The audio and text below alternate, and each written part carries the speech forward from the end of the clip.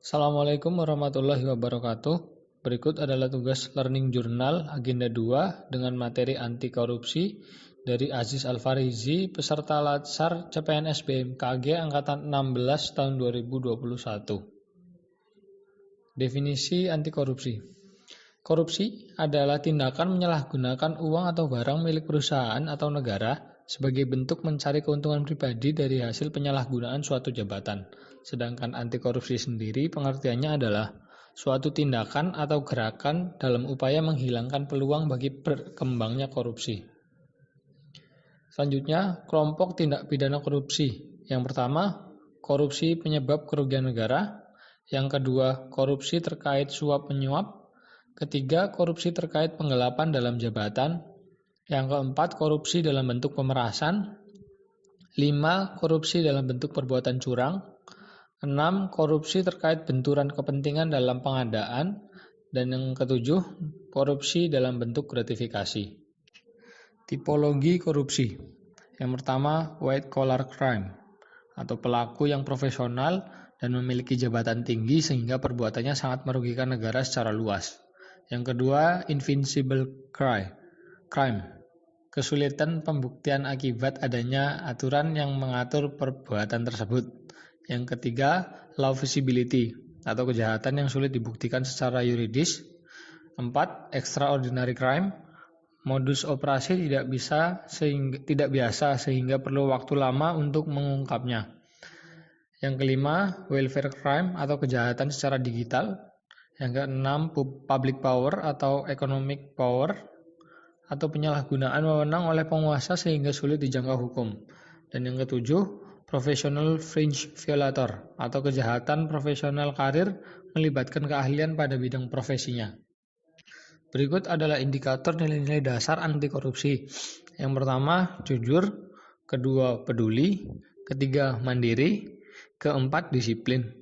5. Tanggung jawab. 6. Kerja keras. 7. Sederhana. 8. Berani. Dan 9. Adil. Selanjutnya yaitu penanaman nilai dan integritas.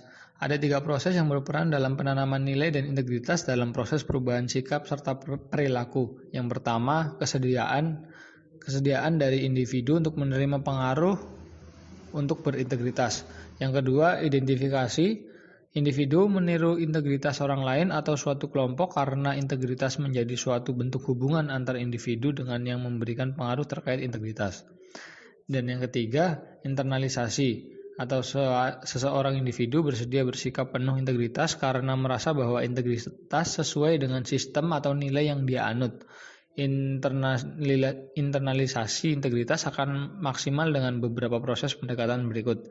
Yang pertama, lingkungan yang berintegritas atau memperbanyak bergaul di lingkungan yang positif. Yang kedua, proteksi integritas, memastikan pengaruh negatif lingkungan tidak masuk dalam diri dan pikiran.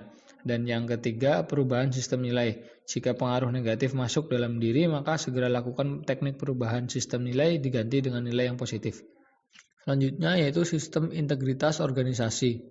Sistem integritas merupakan lingkungan yang kondusif untuk meningkatkan dan menjaga integritas sehingga terjadi keselarasan rohani dan jasmani, atau sistem dan budaya integritas. Sistem integritas yang kuat akan berjalan efektif ketika diikuti kesediaan seluruh elemen organisasi. Selanjutnya yaitu komponen sistem integritas. Yang pertama, peningkatan peran pengawasan internal. Yang kedua, post-employment. Ketiga, integrity checking. Keempat, pengungkapan isu integritas. Kelima, pengendalian gratifikasi. Keenam, pelaporan harta kekayaan.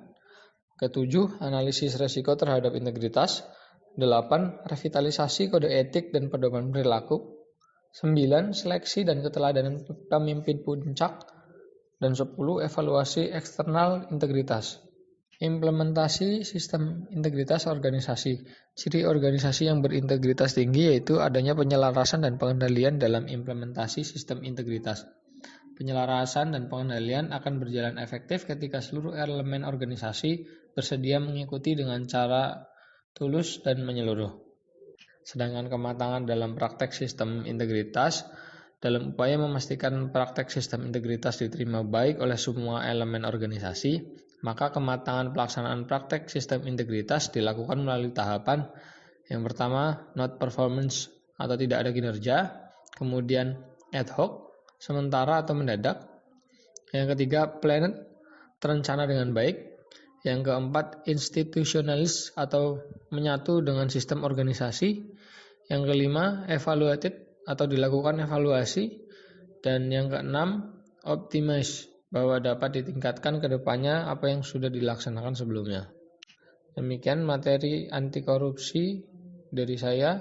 Terima kasih. Wassalamualaikum warahmatullahi wabarakatuh.